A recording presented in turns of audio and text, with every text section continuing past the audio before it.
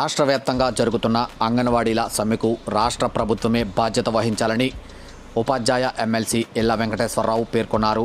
Mandapeta municipal కార్యాలయం వద్ద CITU జిల్లా ఉపాధ్యక్షురాలు కె కృష్ణవేణి ఆధ్వర్యంలో అంగన్వాడీలు చేపట్టిన నిరవధిక నిరాహార దీక్షలు శనివారం నాటికి 5వ రోజుకు చేరుకున్నాయి. ఈ సందర్భంగా ఎమ్మెల్సీ ఎల్ల వెంకటేశ్వరరావు అంగన్వాడీల శిబిరానికి చేరుకుని మద్దతు తెలిపారు. ముందుగా ప్రమాదంలో మృతి చెందిన ఎమ్మెల్సీ షేక్ షాబ్జీ చిత్రపటానికి పూలమాలలు వేసి ఘన నివాళులర్పించారు.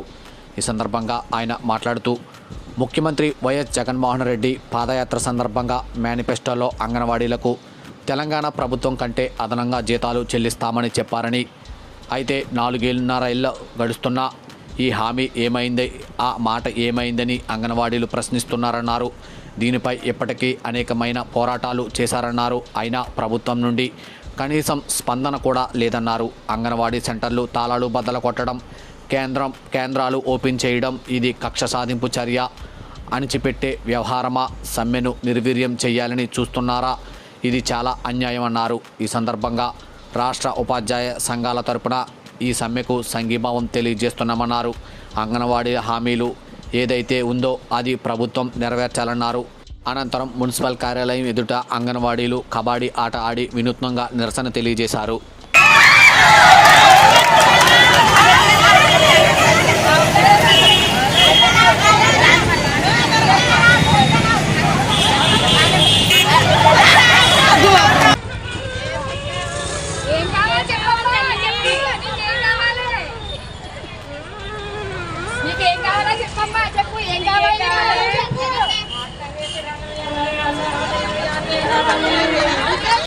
రాష్ట్ర వ్యాప్తంగా అంగన్వాడీల 5వ రోజు సమ్మె జరుగుతుంది. ఈ సమ్మెకు ఈ రాష్ట్ర ప్రభుత్వం బాధ్యత వహించాలి. జగన్మోహన్ రెడ్డి పాదయాత్ర సందర్భంగా మేనిఫెస్టోలో అంగన్వాడీలకి తెలంగాణ ప్రభుత్వం కంటే అదనంగా జీతాలు చెల్లిస్తామని చెప్పారు. ఇప్పుడు 4.5 ఏళ్ళ గడుస్తున్నా ఈ హామీ ఏమైంది, మీ మాట ఏమైంది అని ఇప్పుడు అంగన్వాడీలు ప్రశ్నిస్తున్నారు. ఇప్పటికే అనేకమైనటువంటి పోరాటాలు చేశారు. అయినా ప్రభుత్వం నుంచి కనీసమైన స్పందన కూడా లేదు. నాయకుల కాగితాలు తీసుకుని కనీసం చర్చించి ఇది చేస్తాం, ఇది చేయలేం, ఇది వ్యవహారం, ఇది కొంత సమయం పడుతునే మాట కూడా చెప్పనటువంటి పరిస్థితి. అందుకనే అనివార్యంగా వాళ్ళు చేసినటువంటి పోరాటాలన్నింటినీ కూడా టెంటలు వేసుకోకుండా, టెంటలు పీకేసి అంగన్వాడీలు ఎవరిని కూడా అలంకార థియేటర్గా రాకుండా చేసి అంత ఉక్కు నిర్బంధాన్ని రాష్ట్ర ప్రభుత్వం ప్రయోగించిన నేపథ్యంలో అనివార్యంగా ఈ సమ్మెకి పోవడం అనేది జరిగింది. మరి సమ్మెకి వెళ్ళినప్పుడైనా ఈ చీఫ్ సెక్రటరీ గారు ఆర్థిక భారాలేమీ మా దగ్గరికి తీసుకురావద్దని చెప్పంటాడు. సంబంధిత మంత్రి ఉషా శ్రీచరణ్ ఏమో సమ్మెలో ఉన్న వాళ్ళందరినీ పీకేయమని చెప్పి మా రాష్ట్ర ముఖ్యమంత్రి చెప్పాడు.